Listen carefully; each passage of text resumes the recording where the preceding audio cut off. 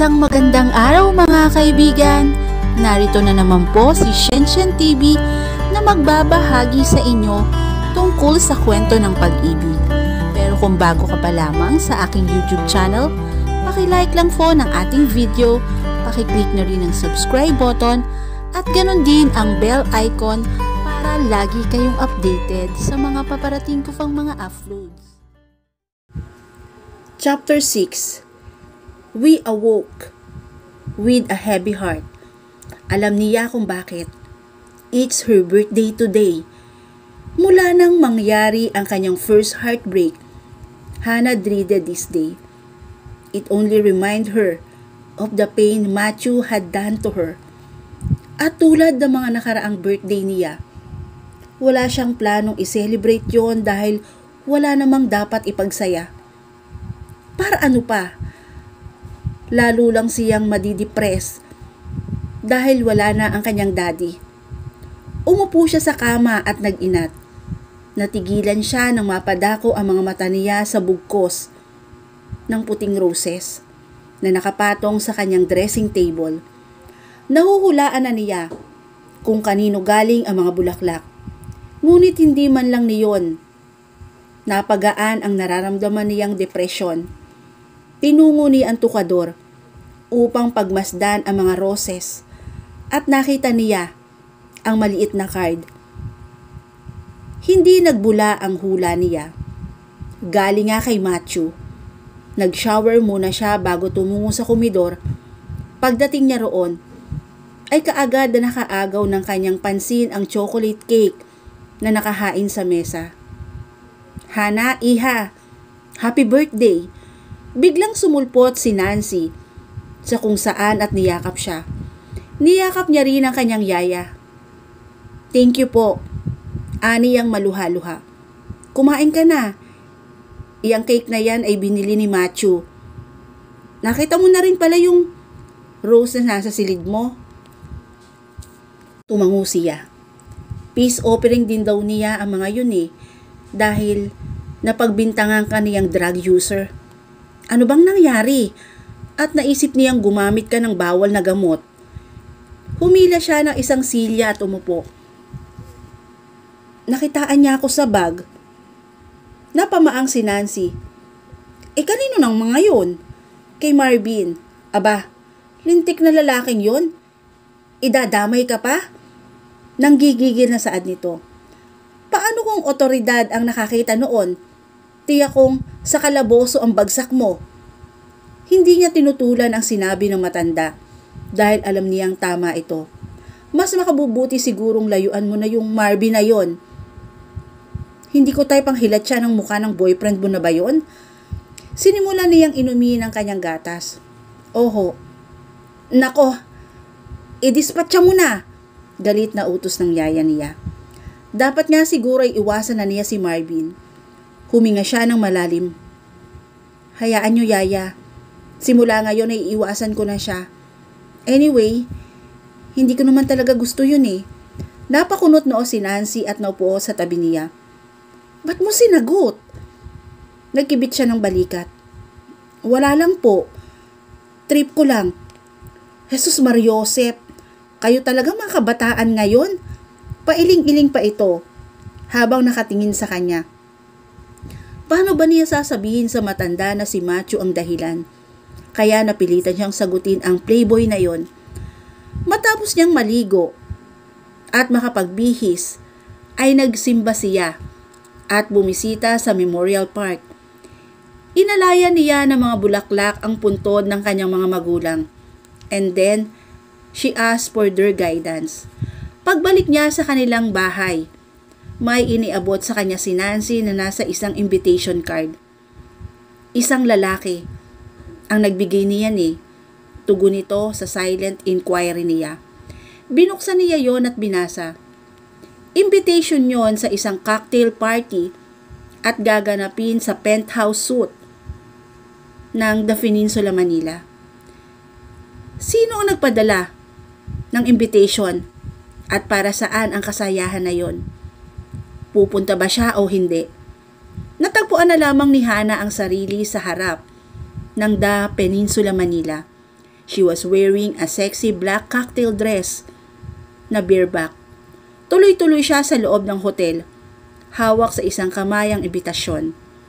Nang marating ang penthouse, pinindot niya ang doorbell.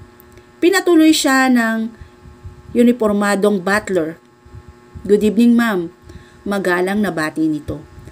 Nakangiting tumango siya. "Good evening." Sinamahan siya nito sa magarang sala ng suite at nagulat siya nang bumulaga sa kanya ang mga kaibigan niya. "Happy birthday, Hana!" Sigaw ng mga ito. At pagkatapos ay sabay-sabay na kinantahan siya ng birthday song. "Well, I'm so touched," aniya, nang lapitan na siya at halikan ng mga ito. "Whose idea is this?" tanong niya kay Karen. Pilya ang ngiti nito, sabay lingon sa isang sulok. Sinundan niya ang tingin ng kaibigan at napanganga siya. Standing a few yards away is none other than her guardian. He was wearing an expensive dinner suit. Sa halip na matat siya sa ginawa ng lalaki, ramdam niya ang naisahan siya nito. Matalim na tinititigan niya ito pero mukhang hindi apektado si Matthew. Lumapit ito sa kanya. "Happy birthday," bati nito. "Do you expect me to say thank you?" Sarkastiko niyang hamon dito habang nakataas pa ang isang kilay. Nagkibit ito ng balikat. "I'm not expecting anything, Hana. Andito lang ang present mo. Okay na sa akin.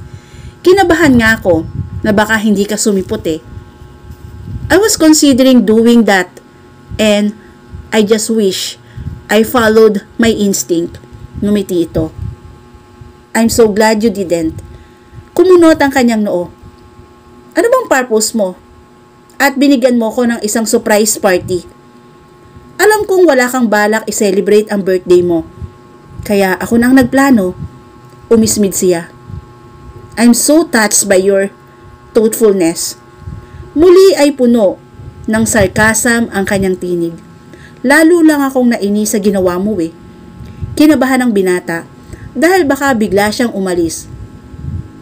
He held his breath while he stood there and watched the war of emotion that played across her lovely face, waiting for her to make her decision, hoping she chose to stay. The subtle floral, a fragrance of her perfume, wafted around him, making him feel off balance, making him want to touch her. It actually hurt. "Can I have this dance?" Matthew decided he should take a chance at walang nagawa si Hana nang dalhin siya nito sa dance floor. Ang bilis ng tibok ng puso niya, lalo na nang hinapit siya nito sa bewang. Kagyat na parang nilalagnat siya na hindi niya maintindihan dahil nakadaiti ang kanilang mga katawan. Ang naging eratikong tibok ng puso niya ay hindi niya makontrol ng ganon. Parang pinakikiramdaman lamang niya ang swabing pakiramdam na idinudulot ng mabining paghaplos ng binata sa kanyang likod. Pati na ang dapyo ng mainit na hininga nito sa kanyang noo. Pilit bumalik sa kanya ang nakaraan. No matter how hard she tried to force it away. She hated herself for being so affected by Matthew touch. And before she could make a fool of herself, itinulak niya ang lalaki. Mabilis na tinalikuran niya ito at iniwan sa dance floor. Nang lingunin niya ito ay natigilan siya. Isang magandang babae. Ang ngayon ay nasa tabi ng binata at naka-abrisyete sa braso nito.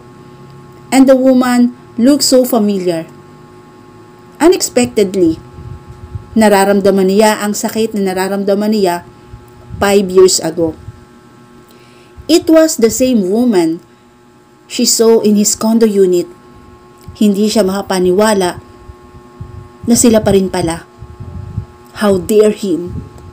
Kunwari ay binigyan siya ng party pero heto, inimbita ang nobyo nito. Nakadama siya ng panik nang maramdamang nahihilam sa luha ang kanyang mga mata. No! Hindi pwedeng mangyari to. She's not in love with him anymore. Kaya wala siyang dapat iyakan sa nakikita. Gigil na inilayo niya ang mga paningin sa dalawa. Ilang beses siyang humugot ng buntong hininga para pakalmahin ang sarili niya. Bigla niyang naisip na imbitahin si Marvin sa kanyang party. Kinalimutan muna niya ang pangako sa sarili na iiwasan na niya ito. Napaismid siya. Why not? Birthday party niya to. At may karapatan siyang imbitahin kung sino ang gusto niya. And to hell with Matthew, kahit magalit pa to. Hinalungkat niya sa bag ang cellphone niya. At tinawagan nga si Marvin. Nagkataon naman na nasa vicinity, malapit lang sa hotel ang nobyo niya, kaya anumang sandali ay makakarating na ito roon. Satisfied na ibinalik sa bag ang cellphone niya, isang sulyap uli ang itinapon niya sa direksyon ni Matthew at natagpuan niya itong kasayaw ang babae. Hannah looked away feeling she was stabbed in the heart. Parang gusto niyang maglasing sa sama ng loob. Iginala niya ang paningin sa paligid at sa bawat paglinga niya ay nasa salubong ng kanyang mga mata ang iba't ibang waiter na may dalang tray na sari-saring inumin. Hinawakan niya ang braso ng waiter upang patigilin ito sa paglalakad. Kumuha siya ng isang baso mula sa tray. Thank you, aniya, at inilapit sa bibig ang goblet. Well, this is my party. Let's drink to that. And she sipped the wine. It seemed to go straight to her head, making her feel giddy, almost dizzy. Dumating si Marvin at tuwang sinalubong niya ito. I'm so glad you came. Aniya kaagad at pumulupot ang isang kamay sa braso nito. Dinala niya ang lalaki sa isang mesa at kaagad na binigyan ng alak. Let's drink. Aniyang idinaiti ang hawak na goblet sa baso ng lalaki. Habang sinisimsim niya ang alak mula sa kanyang kofita, ay iginala niya ang paningin at natagpuan si Matthew na nakaupo sa isang mesa katabi ng nobya nito. At galit na itong nakatingin sa kanya. Tikwas ang isang kilay na itinaas pa niya ang basong hawak habang nakakalokang nakatingin sa lalaki at saka tinungga ang laman niyon. Ibinaba niya ang walang laman na goblet at hinatak ang kamay ng nobyo. Sayaw tayo, Marvin. Oh sure. Nagmamadaling tumayo ang lalaki. Umakbay ito sa kanya at tinungo nila ang dance floor. Ipinulupot niya ang mga braso sa leeg ni Marvin. Samantalang ang lalaki naman ay kaagad na yumakap sa bewang niya. Hindi pa ito nakontento. Hinapit pa ang katawan niya palapit dito hanggang magkadikit na ang kanilang harapan. Hindi niya ito sinaway sa ginawa nito. Bagkos ay in-encourage pa niya itong gawin ang gusto. Bless Matthew. Ito ang may kasalanan kung bakit niya ginagawa ang mga bagay na labag sa kanya. Nakailang sayaw sila ni Marvin sa saliw na sweet musics bago siya nagyayang bumalik sa kanilang table. Ramdam niyang sinusundan siya ng tingin ni Matthew. Pagbalik nila sa mesa nila, ay alak na naman ang napagbalingan ni Hannah. Ilang saglit pa, ay hindi na niya mabilang kung ilang baso ng alak ang kanyang nainom. Hindi na niya kontrolado ang mga galaw niya. Napalingon siya sa mesang kinaroroonan ng kanyang guardian. Bukod sa girlfriend nito, ay kasama na rin ang ilang executive ng kanilang kumpanya. At tulad ng inaasahan niya, natagpuan niyang nakatingin si Matthew sa kanya. Obvious sa mukha nito ang disapproval na ikinikilos niya. At lalo pa niya itong asar. Itinaas niya ang hawak na wine glass na puno pa ng Bloody Mary at uminom. Mariing tumikom ang mga labi ni Matthew. Nakita ni Hannah na natigilan ang girlfriend nito nang mapansing may ibang nakaagaw ng atensyon nito at sinundan ng tingin ng babae ang tinitignan ng binata. Napakunot noo ito na magkasalubong ang kanilang mga paningin. Inismiran siya ng babae, si Ibon, at lalo siyang nanggagalaiti sa ikinikilos nito. Inismiran niya rin ito. Lumagok muna siya ng alak sa baso niya at tumayo. Hindi na siya nagpaalam kay Marvin. Tuloy-tuloy na iniwan niya ito at pagiray na tinungo ang mesang kinaroroonan ng dalawa. Hannah slid the goblet she was holding on the table. Napatingin sa kanya ang mga panauhing nasa mesang iyon at halos sabay-sabay siyang binati. Ninitian niya ang mga ito. Thank you. Napasinok siya.